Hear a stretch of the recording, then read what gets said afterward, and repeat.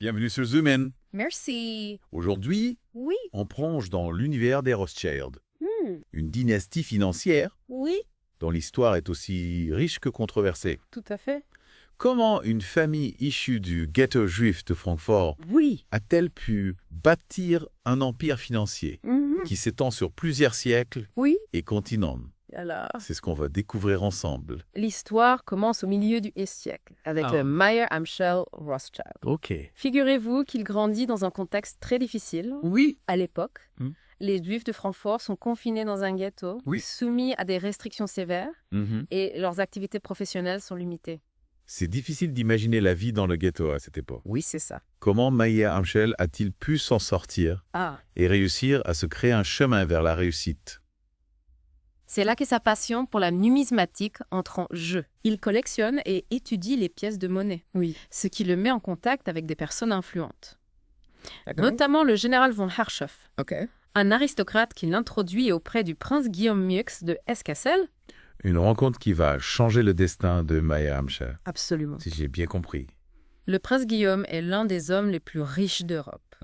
Il nomme Meyer Amschel juif de cour, Oui. ce qui lui permet de gérer ses finances et de prêter de l'argent à d'autres nobles. Cette position de juif de cour est intéressante. Oui. D'un côté, elle offre à Meyer Amschel des opportunités uniques.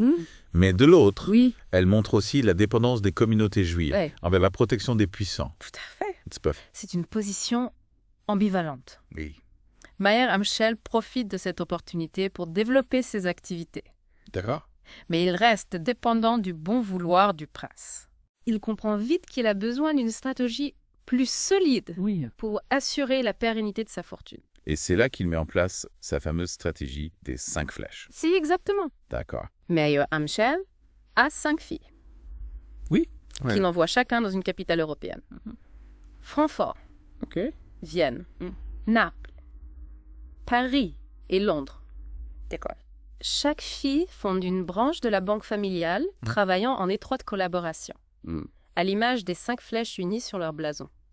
C'est une vision assez audacieuse pour l'époque. Oui. On peut comparer ça à l'expansion des compagnies de commerce hollandaises ou anglaises qui cherchaient à établir des comptoirs dans le monde entier. Oui. Mais il s'agit d'une famille qui se déploie stratégiquement sur le continent européen. C'est une stratégie brillante Oui. qui leur permet de profiter des opportunités économiques dans différents pays, D'accord. tout en partageant informations et ressources. L'une des clés de leur succès, Oui. c'est cette communication constante entre les branches, malgré les distances et les difficultés de l'époque. Et parmi ces 5 filles, Oui. c'est Nathan, installé à Londres, Oui, qui va jouer un rôle particulièrement important dans l'ascension de la famille. tout à fait. N'est-ce pas? Nathan est considéré comme le plus ambitieux D'accord. et le plus audacieux des 5 frères. Il arrive à Londres sans parler la langue, Ah oui. sans connaître les coutumes. Et pourtant, Oui. il réussit à s'imposer dans le monde de la finance. C'est impressionnant. Oui. Comment s'y prend-il? Il comprend vite que les guerres napoléoniennes offrent des opportunités exceptionnelles. Il finance la coalition contre Napoléon, prend des risques considérables, D'accord. spécule sur les matières premières et les monnaies. La spéculation, c'est un domaine assez risqué. Tout à fait. Oui, très risqué. Pouvez-vous nous expliquer en quoi ça consistait à l'époque? Et pourquoi c'était si important pour Nathan? À l'époque, Ouais. la spéculation consiste à acheter et à vendre des actifs financiers, comme des actions ou des obligations, en espérant que leur valeur augmentera. Oui. C'est un jeu dangereux, Oui. car la valeur de ces actifs peut fluctuer énormément, surtout en période de guerre. Mais pour Nathan, c'est un moyen de multiplier rapidement sa fortune. Il est prêt à prendre des risques importants pour maximiser ses profits. Et il est aussi connu pour son rôle décisif Oui. lors de la bataille de Waterloo. On raconte qu'il aurait utilisé son réseau d'informateurs pour connaître l'issue de la bataille avant tout le monde, Ah oui. ce qui lui aurait permis de faire fortune en bourse. Oui, c'est une histoire qui a contribué à construire la légende des Rothschild. D'accord. Mais attention. Cette anecdote est probablement plus un mythe qu'une réalité historique. Ah bon. Si ce n'est pas tout à fait vrai, pourquoi cette histoire est-elle restée aussi célèbre? Qu'est-ce que cela nous dit sur l'image des Rothschild? Je pense que cette histoire, Oui. même si elle est exagérée, reflète bien l'aura de mystère et de puissance qui entoure les Rothschild. Ils sont perçus comme des financiers habiles, D'accord. capables d'anticiper les événements et de tirer profit de toutes les situations, même les plus dramatiques. On comprend mieux pourquoi ils suscitent autant de fascination et de controverses. Oui, tout à fait. Mais parlons maintenant de James Cavey. Le frère envoyé à Paris, Oui. lui aussi a joué un rôle important dans l'expansion de la famille. Tout à fait. James arrive à Paris en 1812. D'accord. Et il se lance rapidement dans des projets ambitieux. Il comprend le potentiel du chemin de fer. Une technologie encore balbutiante à l'époque, et il investit massivement dans ce secteur. Il a fallu du courage et de la vision pour miser sur une technologie aussi révolutionnaire. Oui. À l'époque, le train était perçu comme un monstre de métal, bruyant et polluant, qui effrayait la population. Oui. Comment James a-t-il réussi à convaincre les sceptiques? James utilise ses relations et son influence pour obtenir des concessions de la part du gouvernement français. D'accord. Il convainc les investisseurs de miser sur le chemin de fer et il transforme Paris en un carrefour ferroviaire majeur. C'est une réussite incroyable. Oui. On voit bien comment les Rothschild, génération après génération, ont su anticiper les changements, saisir les opportunités et construire un véritable empire. Mais cette réussite ne s'est pas faite sans heurts. Ah bon. Les Rothschild ont aussi connu des crises, des revers, des moments difficiles. Oui. On a tendance à oublier que derrière la légende, il y a aussi des épreuves, des échecs, des moments de doute. Absolument. D'accord. L'histoire des Rothschild est loin d'être un long fleuve tranquille. Ils ont dû faire face à des crises financières, à des conflits politiques, à des accusations d'antisémitisme. Mais à chaque fois, ils ont su rebondir, s'adapter et repartir de l'avant. C'est cette résilience qui est impressionnante. Oui.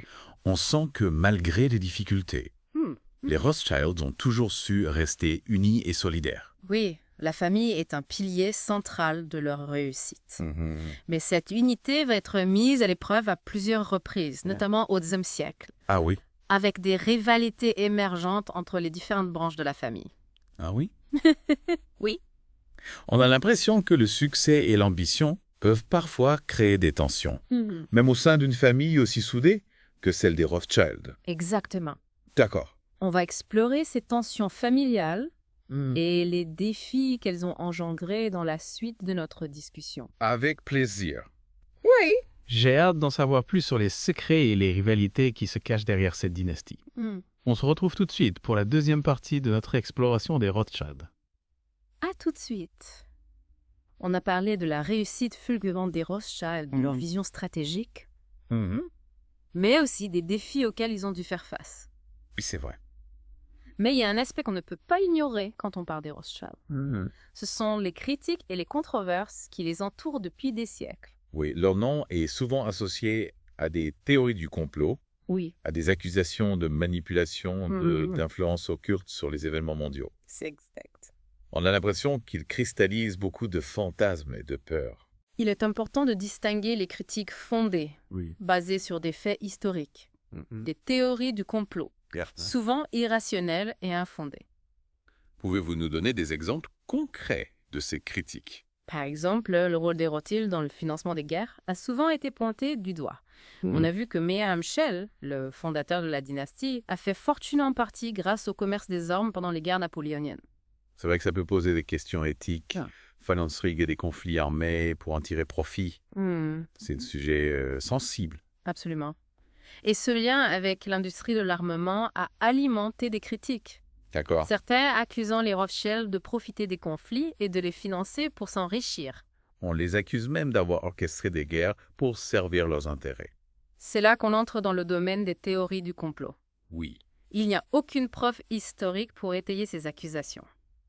Mais on peut comprendre pourquoi ces théories persistent. Oui. Leur influence, leur fortune, leur discrétion, tout cela contribue à alimenter les fantasmes. Et il ne veut pas oublier le contexte historique. Les Rothschild sont juifs. Oui. Et ils ont souvent été victimes d'antisémitisme. C'est vrai. On retrouve des éléments d'antisémitisme dans certaines critiques. D'accord. Les Rothschild étant souvent présentés comme des manipulateurs cupides qui contrôleraient les banques et les médias. C'est important de le rappeler. Oui. Ces stéréotypes antisémites n'ont aucun fondement et sont dangereux. Exactement. Oui. Il est crucial de lutter contre ces préjugés et de s'appuyer sur des faits historiques pour analyser le rôle des Rothschild. Revenons aux critiques plus fondées.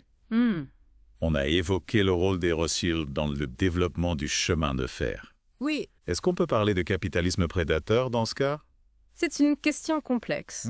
Il y a eu des critiques sur les conditions de travail des ouvriers, sur l'impact environnemental de la construction des voies ferrées. Et bien sûr, sur les profits considérables engrangés par les Rothschild grâce à cette industrie. Il est important de replacer ces critiques dans leur contexte historique. D'accord. Les normes sociales et environnementales n'étaient pas les mêmes qu'aujourd'hui. C'est vrai, mais ça ne justifie pas tout. Non. On peut s'interroger sur l'éthique de certaines pratiques. Oui, c'est un débat important.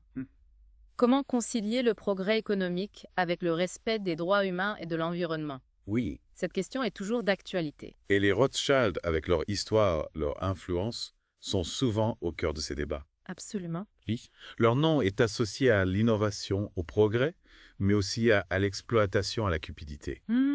Ils incarnent les contradictions du capitalisme. C'est une figure complexe, ambivalente. Oui. On ne peut pas les réduire à une caricature de banquiers cupides et manipulateurs. Il y a une part de mystère, une part de légende, mais aussi une part de réalité, de réussite d'engagement. Ils ont contribué à façonner le monde moderne pour le meilleur et pour le pire. Leur histoire nous interroge sur les dérives du capitalisme, sur les inégalités, sur le rôle des grandes fortunes dans nos sociétés. C'est une histoire qui nous invite à la réflexion, à la nuance, à la complexité. On continue notre exploration des Rothschild en la troisième partie de Zoom In. Oui. On parlera notamment de leur rapport au pouvoir politique, un sujet qui ne manque pas de piquant. On a beaucoup parlé de la puissance financière des Rothschild, de leur vision stratégique, des critiques qui les entourent. Oui. Mais il y a un aspect qui me fascine particulièrement, c'est leur rapport au pouvoir politique. Oui. Notamment en France. On a l'impression qu'ils ont toujours évolué dans les coulisses du pouvoir. Oui, c'est vrai. Tissant des liens étroits avec les dirigeants. C'est un aspect central de leur histoire. Oui.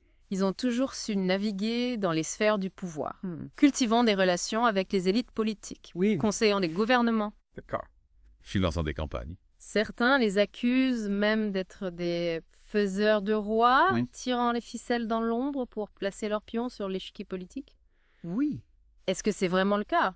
Alors, on tire réellement un tel pouvoir? Alors, il est vrai qu'ils ont joué un rôle important dans certains événements politiques majeurs. On peut penser au soutien de James de Rothschild à Louis-Philippe lors de la Révolution de 1830, ou encore au financement du canal de Suez par la branche anglaise de la famille. D'accord. Une opération qui a eu des conséquences géopolitiques importantes. On a aussi parlé d'Emmanuel Macron. Oui. Qui a travaillé chez Rothschild & Co. avant de se lancer en politique. Difficile de ne pas y voir une illustration de cette proximité entre la haute finance et le pouvoir politique.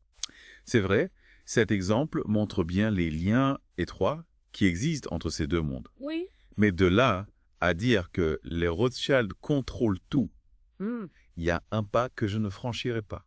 C'est un sujet sensible. On imagine qu'il est difficile de démêler le vrai du faux. De savoir ce qui se joue réellement dans les coulisses du pouvoir. Exactement. Il est important de ne pas tomber dans la caricature, ni dans les théories du complot. D'accord. Les Rothschild ont une influence. Oui. C'est indéniable.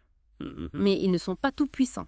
On a l'impression qu'ils ont un talent particulier pour sentir le vent tourner, pour anticiper les changements politiques et s'adapter à toutes les situations. Ils ont toujours tissé des liens avec les personnes influentes, quelle que soit la couleur politique. Ils ont financé des projets d'envergure, soutenu des initiatives économiques et culturelles, tout en cultivant une certaine discrétion. Cette discrétion, c'est aussi une de leurs marques de fabrique. Oui, tout à fait. Non. On les imagine tirant les ficelles en secret. Mais ils restent souvent dans l'ombre, loin des projecteurs. C'est paradoxal. Ils sont à la fois très présents, très influents, mais ils évitent de se mettre en avant, de faire des vagues.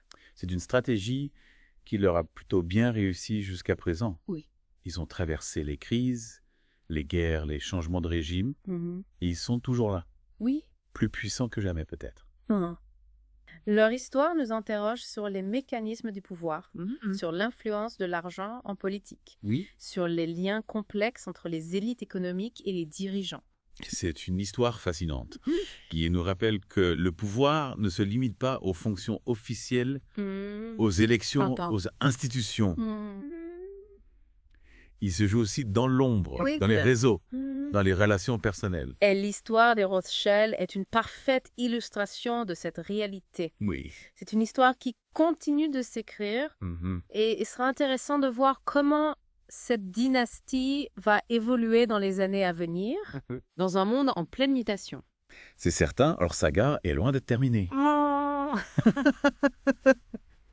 Merci de nous avoir éclairés sur cette famille aussi puissante que mystérieuse. De rien. À bientôt pour une nouvelle découverte